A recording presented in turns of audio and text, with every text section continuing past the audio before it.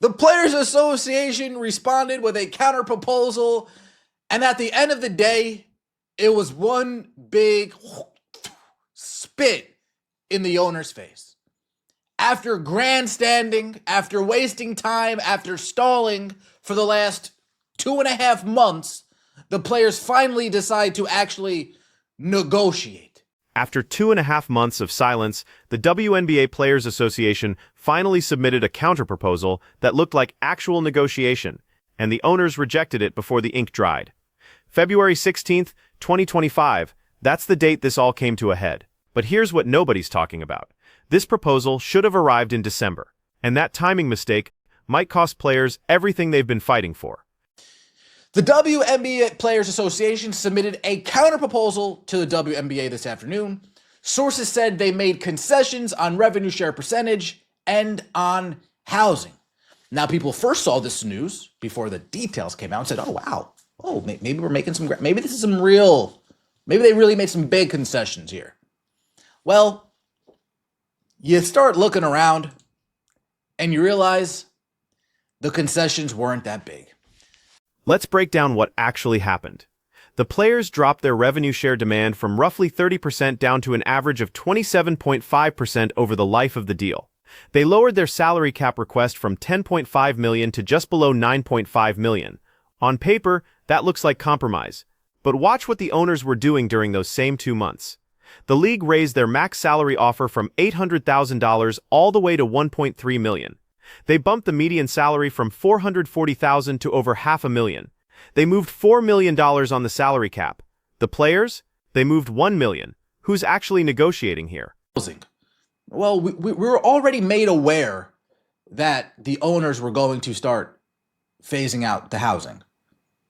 So they just agreed to what the owners said. Oh, well, okay, all right, but you still want the highest paid players to pay for their to get their housing paid for the first few years.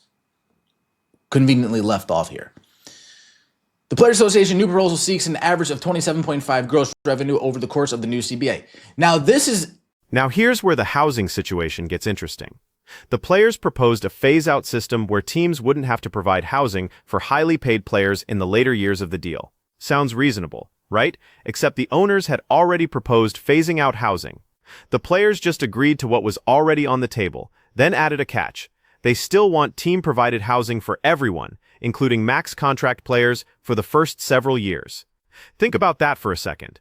You're making $250,000 minimum. Some players are making over $1 million, and you're asking team owners to pay for your apartment. The owners looked at that proposal and said the same thing they said in December: get this out of my face. But the biggest problem is that this is coming February 16th and not December 16th. This is coming February heading into March and not December going into January. This is the problem with the Players Association. They didn't come down nearly enough to actually make the owners say, oh yeah, we'll agree to this. Owners quickly said, get this out of my face again. But we'll get into that as well. This shows the bad faith that the players have been operating on this whole entire time. This is actually the first time the players actually made some type of concessions. The WNBA released a statement the same day, and the language tells you everything you need to know about how this went over. Quote, the Players Association's latest proposal remains unrealistic and would cause hundreds of millions of dollars of losses for our teams. We still need to complete 2 drafts and free agency before the start of training camp, and we are running out of time. Running out of time. That's the key phrase. Because while Breanna Stewart was prepping for Unrivaled and Nafisa Collier was doing media tours, the clock kept ticking. December became January. January became February. And now we're staring down March with no deal in sight. Let's get into this article by Annie Costable. WNBPA seeks 25% of league revenue in counter proposal. The Players Association is asking for an average of 27.5% of total league revenue over the life of the proposed deal, in addition to team-provided housing for all players in the first several years. So they want to phase it out, but over the first several years, can you still pay for our housing? Over the first few years, can you still pay for us? No, you guys are making millions. Why would I pay for that? No, you guys are making $250,000. Hard stop. Forget the max salary, guys. You guys are making $250,000. Here's what the data actually shows. According to sources close to the negotiations, the league projects that the Players Association's new plan would result in losses of $460 million over the lifetime of the agreement. Their previous plan, $700 million in losses. So yes, the players came down, but they came down from catastrophic to merely disastrous. Now the union disputes these numbers. They call the league's projected loss figure absolutely false, and point to a disagreement over whether expansion fees should be factored into the calculations. And that right there reveals the fundamental disconnect in these negotiations. In addition to a 25% share of total league revenue, averaging out to roughly 27.5 over the life of the deal. The union's proposed salary cap has dipped below 9.5 million from a previous request of roughly 10.5 million. Oh, wow. If I'm the owners, that's my response. Oh, wow. We're moving off all of these hills and you're moving off 2 spots. And the 2 spots you're moving off of, you're moving this much. You're moving this much. From around 30%. Let's talk about expansion fees for a minute, because this is where the Players Association's argument completely falls apart. When a new team buys into the league, existing owners lose shares of the league. That expansion money compensates them for giving up equity. It's a one-time payment that offsets the dilution of ownership stakes. The players want that money included in revenue calculations. But they didn't buy into the league. They didn't lose equity. They didn't put up the capital to build this business. So why exactly are they owed a cut of expansion fees? The answer is simple. They're not. And the fact that the Players Association is hanging their entire financial argument on including that money shows how far apart these two sides really are. These figures include projected earnings from revenue sharing. So the salary cap in the owner's proposal raised $4 million, right? From what it is to what they're proposing, raised a little over $4.1 million. The players, from what they first wanted to now their new proposal, only dropped $1 million. Who's doing more to meet in the middle here? The side that wanted to increase $4 million or the side that only decreased $1 million? Who's doing more to meet in the middle here? The owners. Glad we are all on the same page here. Now I want you to consider something that nobody in the Players Association seems to want to discuss. What if the owners are telling the truth about the losses? What if they show the players the books tomorrow, and it confirms that the WNBA has been bleeding money for years? Here's what happens next. Those max salary offers drop from 1.3 million back down to 500,000. Maybe less. Because once you see the actual numbers, once you understand how much of a black hole this league has been, suddenly that $400,000 median salary doesn't look so insulting anymore. It starts looking generous. Adam Silver is forcing these owners to write bigger checks. The NBA subsidy is the only reason those salary offers went up in the first place. And the Players Association is treating that like it's the starting point for negotiations, instead of recognizing it for what it actually is, a gift. $460 million over the lifetime of the agreement. The previous plan would result in $700 million in losses over the course of the agreement. But again, since it's the owners losing, players don't care. Give me my money. Since it's the owners losing, the players don't care.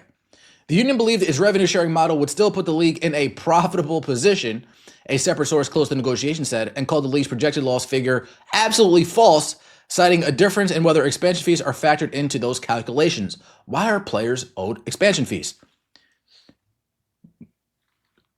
Easy answer. They're not. Owners buy into the league.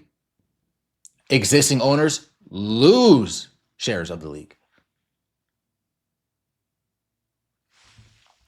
Let me know your thoughts in the comment section below. I appreciate all of the support.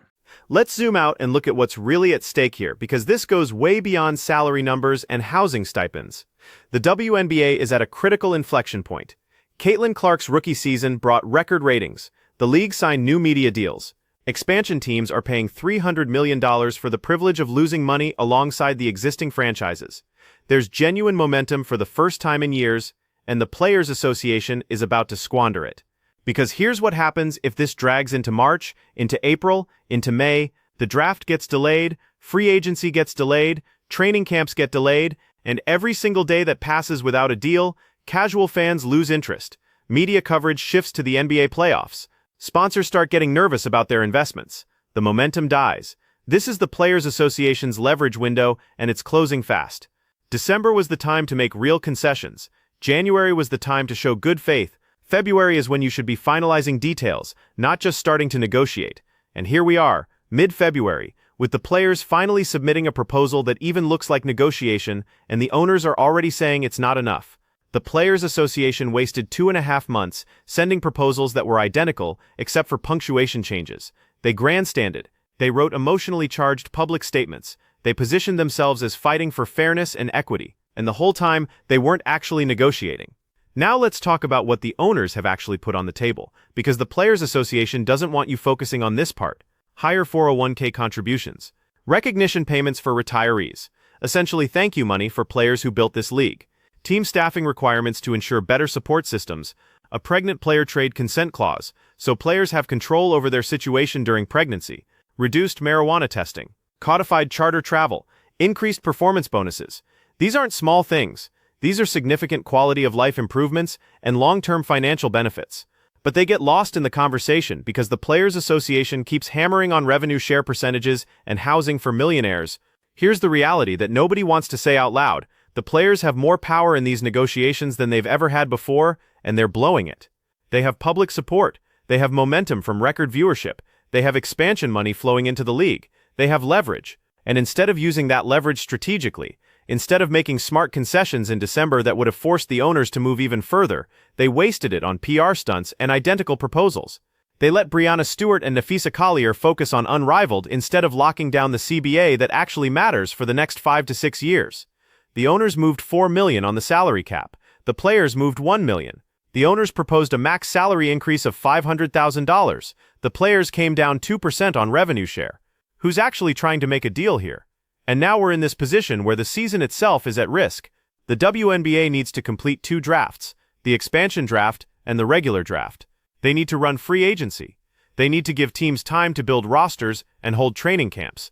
All of that requires a CBA in place, and every day without a deal makes it harder to execute the normal off-season operations that make the league function. The Players Association bet that they could wait out the owners. They bet that public pressure and media coverage would force the league to cave on revenue sharing and housing. They bet wrong. Because at the end of the day, the owners are the ones writing the checks. They're the ones absorbing the losses, and they're the ones who can afford to wait longer than the players can. Think about what $460 million in losses over 6 years actually means. That's roughly $77 million per year across 12 teams. That's over $6 million per team per year in red ink. And the players want them to lose even more money than that. So players making $250,000 can get free housing. The disconnect is staggering. And the fact that the Players Association thought this proposal would be taken seriously tells you everything you need to know about how out of touch they are with the business reality of running a professional sports league. So here's the question that matters. What happens next? The owners have rejected this proposal. The Players Association can either come back with something realistic or they can dig in and risk the season. Based on how they've handled negotiations so far, based on the 2.5 months they wasted, based on the minimal concessions they just made, I'm not optimistic. This should have been wrapped up in January. We should be talking about draft prospects and free agency targets right now. Instead, we're watching the Players Association learn in real time that grandstanding doesn't win negotiations. Results do. Compromise does. Strategic concessions do. And the clock is still ticking.